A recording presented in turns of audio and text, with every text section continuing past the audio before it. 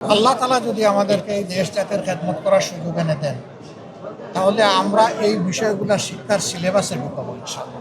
মানুষের নিরাপত্তাই যদি না থাকে তো জৌলস থেকে কি হবে ভাই? আমি নিজেই বেহুশ আর বললাম যে আল্লাহ যা করে ভালোর জন্য করে, এটা কোনো কথা না।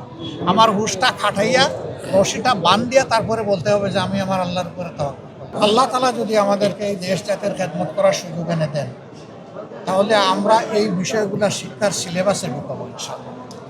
এটা যেন আমাদের শিক্ষার অংশ হয়, কারণ মানুষের জীবনের সেফটিটা আমাদের কাছে সবার ঊর্ধ্বে। মানুষের নিরাপত্তাই যদি না থাকে তো জৌলস থেকে কি হবে ভাই?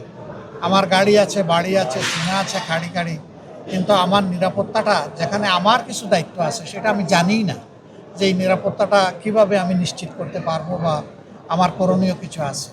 আমরা এই বিষয়গুলোকে শিক্ষার সিলেবাসেই ঢুকাবো, এটা হলো প্রথম কথা। Bashundhara public school and college 2026 শিক্ষাবর্ষে ভর্তি চলছে।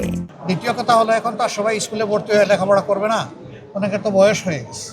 তখন সামাজিক মোটিভেশনের মাধ্যমে আপনি যেটা বলেছেন, সেটা মিডিয়ার মাধ্যমে, বিভিন্ন সামাজিক অর্গানাইজেশনের মাধ্যমে, এনজিও যেগুলো আছে তাদের মাধ্যমে, মসজিদগুলোর মাধ্যমে, বিভিন্ন উপাসনালয়গুলোর মাধ্যমে, বা সমাজের বিভিন্ন ক্লাব আছে, ক্লাবের মাধ্যমে আমরা সব জায়গায় এগুলাকে চেষ্টা করব মোটিভেশনাল প্রোগ্রামগুলো ইন্ট্রোডিউস করব। তাহলে আশা করা যায় যে অ্যাভয়েডেবল যেগুলা, সেগুলা থেকে আমরা ইনশাল্লাহ আল্লাহর সাহায্যে আমরা পরিত্রাণ পাবো। আমি নিজেই বেহুশ আর বললাম যে আল্লাহ যা করে ভালোর জন্য করে, এটা কোনো কথা না। আমার হুশটা খাটাইয়া রশিটা বান দিয়া তারপরে বলতে হবে যে আমি আমার আল্লাহর উপরে তাওয়াক্কুল করব। আমরা ওইটাই বিশ্বাস করি। দোয়া করবেন। Thank you. আপনার প্রশ্নের মধ্যে উত্তরও ছিল। তো সবাই ভালো থাক।